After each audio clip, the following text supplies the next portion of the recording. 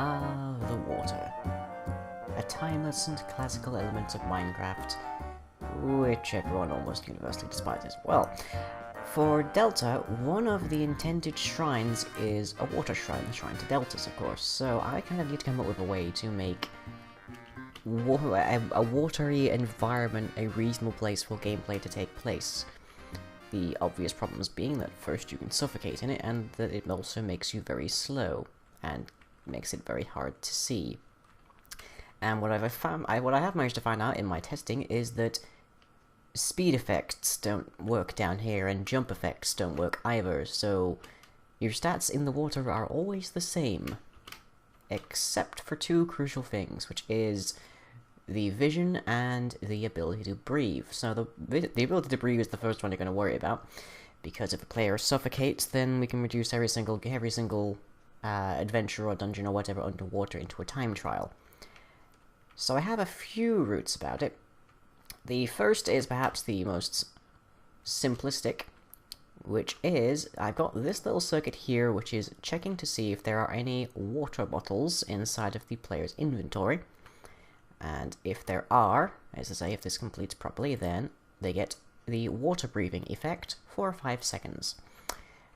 Why is that useful? Well, because you can stack glass bottles, and you fill glass bottles by right-clicking on water. So what we can simulate, if I just hop into the proper game mode, what we can simulate is a player using a glass bottle containing water, containing air as a sort of additional support underwater to give them a little more breathing kind of room. So there we are, we're running out of air.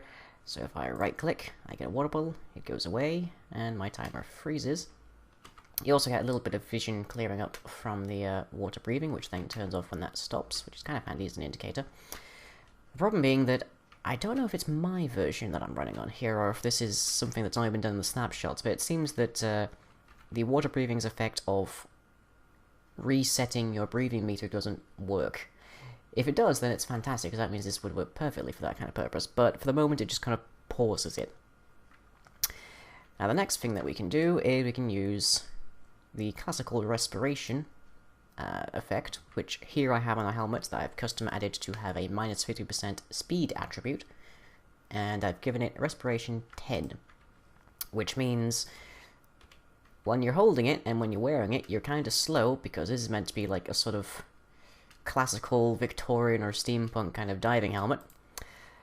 And with it on, I can breathe underwater pretty much forever, because it takes absolute ages. Of course, with respiration 10, it does have this slight problem that I can't see more or less anything. But I'm breathing for absolute ages. If you can tone it down, I've used this as an excessive kind of example. So but the more you turn it down, the more you can see clearly, and the less that you can stay underwater for. So that is our third option. Phew, we can finally breathe again. Okay, so the third option, and probably the one I'm going to go with, beyond just using the glass bottles as well, I'll probably have the glass bottles like a sidebar kind of thing, is over here we have a golem with a spawner minecart on his head. This golem works for Deltas, and he's going to be our friend. And you can see he is ever so often giving out potion effects. So let's get into position to get splashed by and see what those potion effects are. In your own time, Mr. Golem. Thank you. So he's giving me night vision and water breathing for about half a minute or so. So I can breathe perfectly well, and I can see very clearly as well, so it sort of goes very much beyond the range that the water breathing effect would usually give you. Bonus side is this golem doesn't drown. Golems, as a rule, don't drown. The other option you can do is you can put them on squids, but you have the problem of snow golems tend to have issues in certain biomes, and squid move around quite a bit and derpily, and they're also kind of easy to kill, whereas these golems will actively attack anything that gets near them. I tried to make some underwater mobs, but it turns out that there are issues when you try and have something ride a squid. So, now, with the ability to make it a lot easier for players to actually explore underwater, It's still kind of a pain that they move so slowly. But I think if you combine areas above water and below water, you can make an underwater environment as an entertaining element, even if you do have to kind of struggle with some of the Minecraft physics and such. For example, there was Sepling with his water bucket parkour mode, which was pretty fun. So I basically created a splash potion, chucked that up, and then I went into MC Edit, turned that into a spawner, and then I modified the data on those on that spawner to change the potion that was being thrown into water breathing and night vision. So that's just how I did that, and I just stacked that into a minecart and put that on top of a golem, and I can now potentially just lead this guy around by a lead if I want to. If I can just find where the leads are. Tools, there we are, lead. So I can just drag this guy around, he'll follow me quite happily, and I'll be perfectly safe. Of course, if I only had one of these guys running around, so I mean, standing near this guy basically means that I'm always going to be able to breathe and such.